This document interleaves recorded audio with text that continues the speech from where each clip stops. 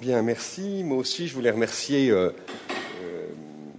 Gilles Rondeau, Jeanne Mans et l'équipe qui nous accueille ici. C'est un véritable plaisir de venir au Québec et de discuter avec vous. J'aimerais essayer de réfléchir un petit peu aux typologies qu'on emploie. De fait, depuis hier, on utilise la typologie de Klater-Boff et Messner qui date de 1997. N'avons-nous pas changé depuis 15 ans? Autant, par exemple, il a fallu crier très fort que la violence masculine existait à un moment, autant, et je suis d'accord, John, on ne peut pas dire qu'on peut réduire les hommes à la question de la violence masculine. Je pense que pendant longtemps, nos collègues féministes, sociologues, anthropologues, se sont battus contre l'androcentrisme. L'androcentrisme, c'était la tendance des sciences sociales à ne parler que des hommes comme le général, le normal, et à sous-estimer, à nier, à dévaloriser ce que faisaient, ce que vivaient, ce que pensaient les femmes. Elles se sont battues pour qu'il y ait des travaux spécifiques sur les femmes. Aujourd'hui, 20 ans après, elles ont gagné. Il y a plein de travaux qui ont arrêté de penser les femmes comme un milieu spécifique. L'androcentrisme de niveau 2 qu'on vit aujourd'hui, c'est l'inverse. Autrement dit, oui, il y a encore des discours généraux sur le masculin, il y a des discours particuliers sur les femmes qui les étudient comme classe ou comme groupes de sexe. On est en déficit d'études situées sur les hommes et sur les garçons. Et l'exemple de ce colloque en est la preuve. On est en train de faire ce qu'en médecine on appelle une conférence de consensus. Se mettre d'accord de manière liminaire sur un certain nombre de termes qu'on utilise. Parce que nos histoires académiques sont différentes. Parce que nos passés théoriques, épistémologiques sont différents. Ainsi, moi, j'utilise le genre et non pas les genres.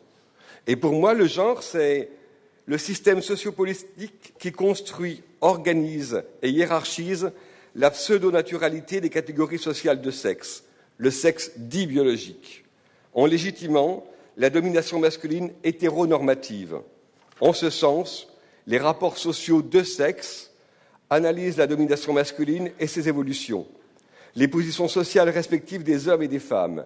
Les rapports sociaux de genre s'intéressent à l'hétéronormalisation des positions des personnes définies comme hommes ou femmes, la domination des sexualités définies comme minoritaires.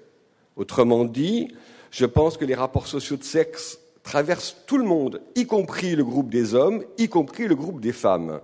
Et quand on parle des rapports sociaux entre les sexes, quelque part, on réifie le biologique, ou tout du moins la construction sociale qui nous fait appeler homme ou femme le biologique.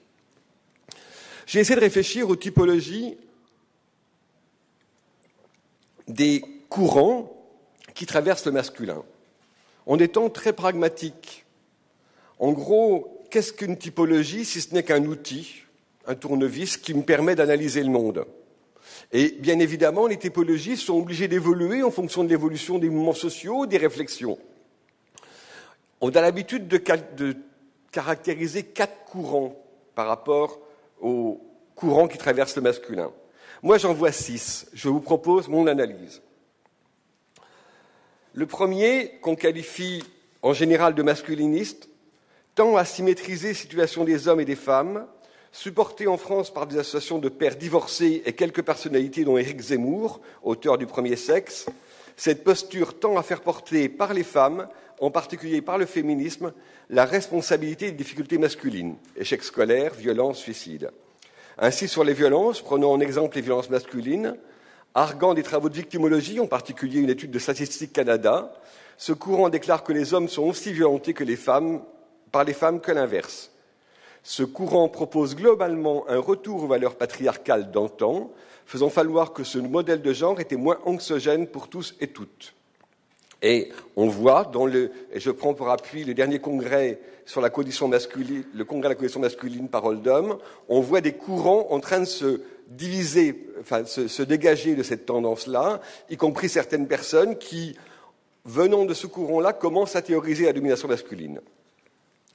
Le deuxième courant, soutenu en France par une frange autoproclamée radicale, parfois appelée aussi féminisme radical. Il propose comme unique perspective aux hommes, comme dominants, de soutenir les femmes et le féminisme et de se taire sur les difficultés masculines, analysées alors comme minimes, secondaires et sans réelle importance. Toute attitude autre, notamment l'exposé des difficultés de certains hommes, est considérée comme une tentative de reprendre le pouvoir par des mâles contestés. Les hommes sont appelés à rendre des comptes aux féministes. Dans cette perspective, le sujet homme n'existe pas. Ils sont réduits à la position d'auteur des effets de la domination masculine subie par les femmes. Je vais vous faire une confidence. Pour évoquer parfois les souffrances des hommes, y compris des hommes qui exercent des violences contre les femmes, je me suis vu caractériser de faux amis du féminisme par des garçons qui, par ailleurs, comme antispécistes, dissertent sur les souffrances des moules et des huîtres. Ont-elles un système nerveux? Souffrent-elles? Peut-on les manger?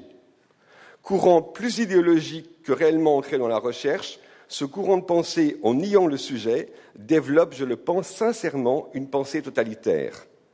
Et puis je vais vous faire une confidence, puisqu'aujourd'hui on doit parler de nous, ainsi va la vanité masculine, je vaux autant et j'espérais plus qu'une moule.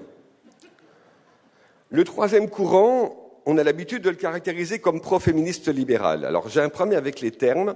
Chez moi, en France, libéral, c'est réactionnaire, c'est pro-capitaliste, etc. Donc ça pose un vrai problème, c'est-à-dire que labelliser des groupes qui veulent être progressistes en disant qu'ils vont soutenir le marché financier, etc. Oui, donc moi je préfère le caractériser de féminisme pragmatique. Et les auteurs de ce courant intègrent le cadre problématique de la domination masculine, l'articulation violence masculine-homophobie, notamment dans les rapports entre hommes. Mais ils analysent aussi de manière compréhensive, souvent en termes de rapports sociaux de sexe et de genre, la situation des garçons et les évidentes difficultés d'adaptation de certains. Dans le travail et l'intervention socio-éducative, ce courant propose la formation des intervenants et intervenantes et l'intervention spécifique auprès des hommes et des garçons.